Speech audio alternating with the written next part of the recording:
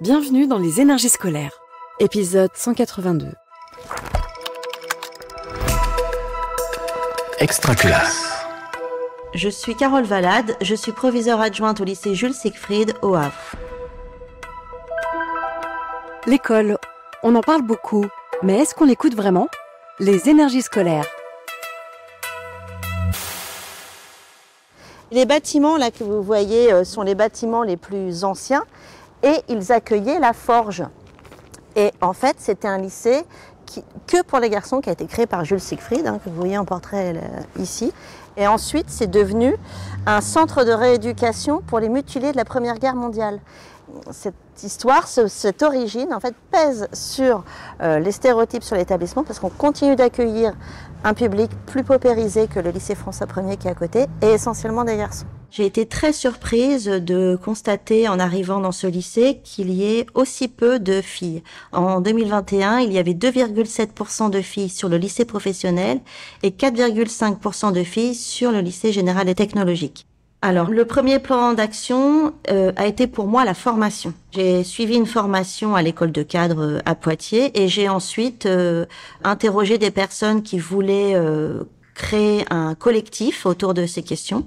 Et il y avait déjà des actions qui étaient menées, mais c'était des actions qui étaient disparates, on va dire. Il n'y avait pas de réel ancrage dans une politique en faveur, dans un premier temps, d'améliorer la mixité et ensuite d'éduquer les filles et les garçons au respect mutuel.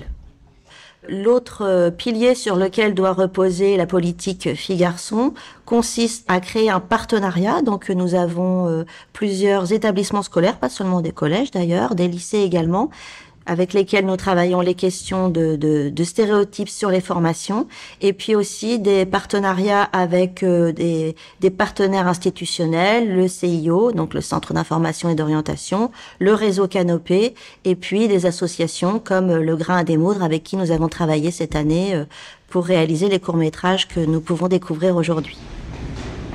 On monte le CDI, qui est le centre névralgique de tous nos projets. Nous avons 2 temps forts dans l'année. Le premier a lieu en décembre. Donc, nous accueillons des collégiennes de différents collèges partenaires.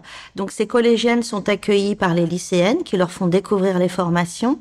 Et nous sommes en collaboration avec l'association Elle Bouge, qui est constituée de femmes qui travaillent dans l'entrepreneuriat, dans l'industrie, dans l'ingénierie, et qui viennent rencontrer nos lycéennes afin que les élèves puissent se projeter dans des modèles inspirants.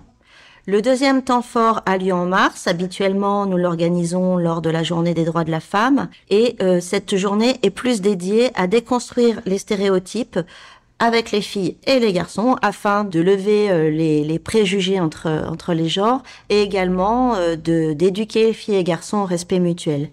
Cette année, les élèves ont réalisé des courts-métrages autour des stéréotypes et les élèves qui les ont réalisés animent avec les collégiens que nous accueillons, un ciné-débat. Le film doit faire réfléchir sur les différences, les disparités que tout un chacun peut vivre.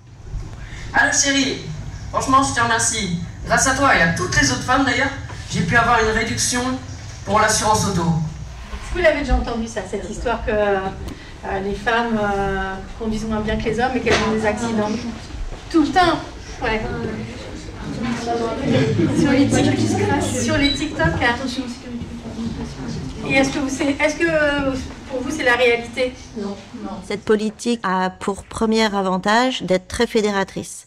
Nous avons plusieurs professeurs qui sont impliqués, des professeurs de la voie générale et des professeurs de la voie technologique.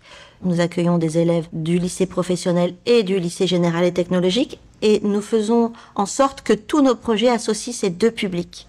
L'autre objectif qui était notre objectif premier, qui était d'améliorer la mixité, est en marche puisque nous accueillons cette année 10% de filles, soit plus du double qu'il y a 4 ans. Nous sommes face à une transformation du monde du travail. Le monde devient un monde numérique. La ville du Havre est une ville qui propose peu d'emplois pour les femmes puisqu'il y a un secteur industriel qui est très important.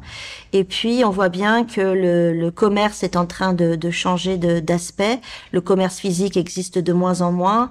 et le commerce devient numérique. Donc, il n'est pas envisageable que la moitié de l'humanité soit privée de métiers qui sont des métiers où on peut connaître des carrières rémunératrices et où il est également possible de connaître des carrières ambitieuses.